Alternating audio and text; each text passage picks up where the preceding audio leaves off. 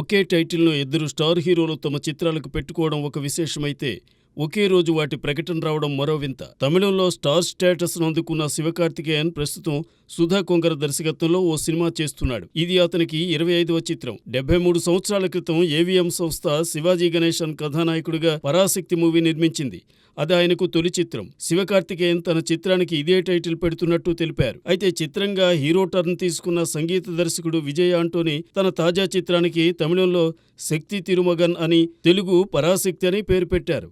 అంతేకాదు ఈ టైటిల్స్ ను ఆయన సౌత్ ఇండియన్ ఫిల్మ్ ఛాంబర్లో రిజిస్టర్ చేసినట్టు చెబుతున్నారు. మరి శివకార్తికేయన్ క్లాష్ కాకుండా తన సినిమా తెలుగు టైటిల్ను మార్చుతారేమో చూడాలి. ప్రిన్స్ మహేష్ బాబు హీరోగా దర్శక ధీరుడు ఎస్ఎస్ రాజమౌళి తెరకెక్కిస్తున్న సినిమాకు సంబంధించిన టెస్ట్ షూట్ హైదరాబాద్లోని అల్యూమినియం ఫ్యాక్టరీలో ప్రస్తుతం జరుగుతోంది. కేఎల్ నారాయణ ప్రతిష్టాత్మకంగా నిర్మిస్తున్న ఈ సినిమా గురించి అధికారికంగా ఎలాంటి ప్రకటన చేయకపోయినా, ఇటీవల రాజమౌళి ఇన్స్టాగ్రామ్లో పెట్టిన పోస్ట్తో ఈ సినిమా షూటింగ్ మొదలైందనే ప్రచారం జరిగింది. ఆ పోస్టుకు ప్రియాంక చోప్రా రెస్పాండ్ కావడంతో ఆమె కూడా ఈ ప్రాజెక్టులో ఉందనే విషయం ఖరారైంది. అయితే ఈ సినిమాలో పృథ్వీరాజ్ సుకుమారన్ కూడా కీలక పాత్ర పోషిస్తున్నట్టు వార్తలు వచ్చాయి. కానీ ఇంకా అది చర్చల దశలోనే ఉందని పృథ్వీరాజ్ తెలిపాడు. టెస్ట్ షూట్ పూర్తయిన తర్వాత వచ్చే నెలలో కెన్యాలో రెగ్యులర్ షూట్ను చిత్రబృందం మొదలుపెట్టబోతోంది.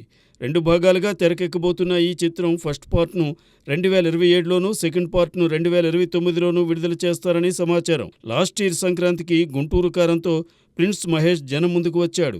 సో తిరిగి 3 ఏళ్ల తర్వాతే అతను సిల్వర్ స్క్రీన్ మీద కనిపించేది.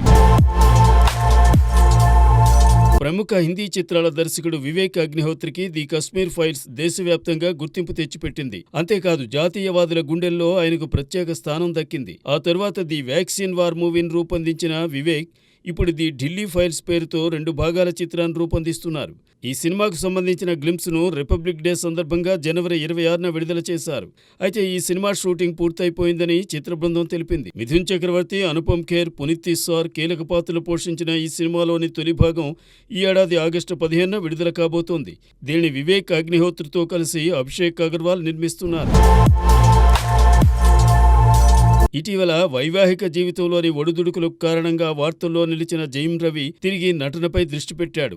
అతని తాజా చిత్రానికి సంబంధించిన టీజర్ను మేకర్స్ రిలీజ్ చేశారు. ఈ పొలిటికల్ డ్రామాకు కరాటే బాబ్ అనే పేరు ఖరారు చేశారు. దీనికి సంబంధించిన టీజర్ను విడుదల చేశారు. అసెంబ్లీలో ప్రతిపక్ష పార్టీలతో మాటల యుద్ధం చేసే ఆర్కే నగర్ ఎమ్మెల్యేగా రవి ఇందులో కనిపించారు. ఇందులో అతన్ని ప్రజలు అభిమానంతో కరాటే బాబ్ అని పిలుస్తుంటారు. ఈ సినిమాలో ప్రతి పేరుకు ఓ చరిత్ర ఉంటుందని దర్శకుడు దాదా ఫేమ్ గణేష్ చెప్పారు. ఈ సినిమాలో నాజర్, వీటివి గణేష్, కెఎస్ రవికుమార్ కీలక పాత్రలు పోషిస్తున్నారు.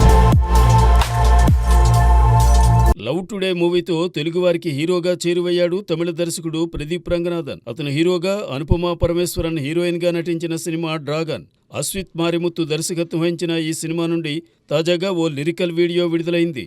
దీనికి శేష సాహిత్యాన్ని అందించగా లియోన్ జేమ్స్ స్వరాలు సమకూర్చారు.